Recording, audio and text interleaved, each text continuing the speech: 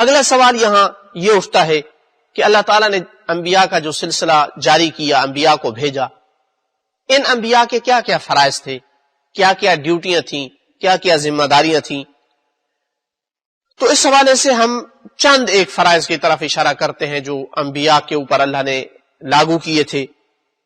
ان میں سے ایک یہ تھا کہ انبیاء کو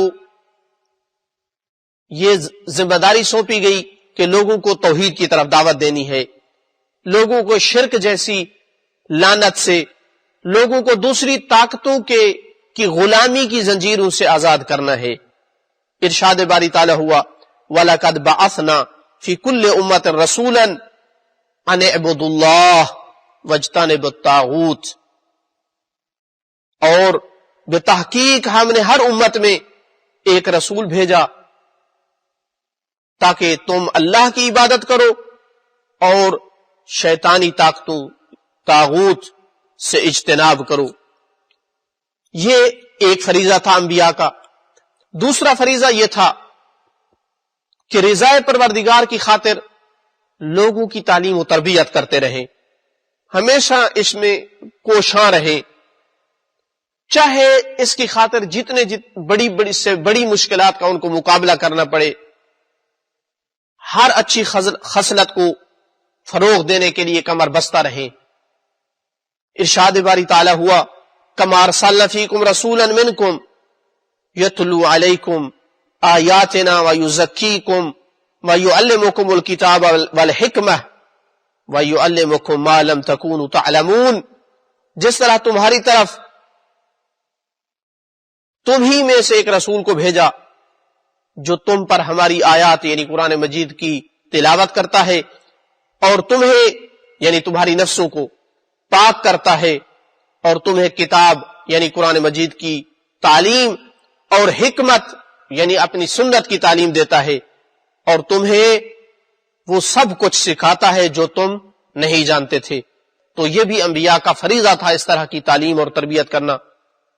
تیسرا فریضہ یہ تھا کہ وہ نیک لوگوں کو ہمیشہ جنت کی بشارت دیتے رہیں، برے لوگوں کو جہنم سے ڈراتے رہیں۔ ارشاد پروردگار ہوا وَمَا أَرْسَلْنَاكَ إِلَّا مُبَشِّرًا وَنَذِيرًا، اور ہم نے آپ کو صرف خوشخبری دینے والا اور ڈرانے والا بنا کر بھیجا ہے۔ انہی فرائض میں سے چوتھا فریضہ یہ بھی تھا کہ معاشرے میں تمام قسم کے نسلی، علاقائی، لسانی امتیازات کا خاتمہ کریں۔ اس کے علاوہ جتنے اور امتیاز تھے صرف اور صرف ایک امتیاز کو ترویج دیں، اور وہ کون سا امتیاز؟ وہ تقوی کا امتیاز ہے۔ تقوی کی بنیاد پر لوگوں میں ترجیح دیں، ہر قسم کی ترجیحات کو ختم کر دیں، کسی زبان والے کو دوسری زبان والے پر، کسی رنگ والے کو دوسرے رنگ والے پر، کسی قوم کو دوسری قوم پر کوئی فضیلت نہ دیں اور اس کو ختم کر دیں۔ معاشرے کو ان تمام قسم کی ترجیحات سے پاک اور صاف کر دیں۔ ارشاد باری تعالیٰ وَيَا أَيُّهَا النَّاسِ إِنَّا خَلَقْنَاكُم مِّن ذَكَرٍ وَأُنثَىٰ وَجَعَلْنَاكُمْ شُعُوبًا وَقَبَائِلَ لِتَعَارَفُوا إِنَّ أَكْرَمَكُمْ عِندَ اللَّهِ أَتْقَاكُمْ، اے لوگو ہم نے تمہیں ایک مرد اور ایک عورت سے پیدا کیا، یعنی سب آدم اور حوا علیہ السلام کی اولاد ہو، اور پھر تمہارے مختلف قومیں اور قبیلے بنائے اس لیے تاکہ تم ایک دوسرے کو پہچانو، ورنہ اس لیے نہیں کہ ایک قبیلہ دوسرے قبیلے سے افضل ہے۔ تم میں سے سب سے زیادہ اللہ کے نزدیک مکرم اور معزز احترام والا وہ ہے جو سب سے زیادہ پرہیزگار ہے، تقوی رکھتا ہے۔ تو تقوی اور پرہیزگاری ہی فضیلت اور ترجیح کی بنیاد ہے۔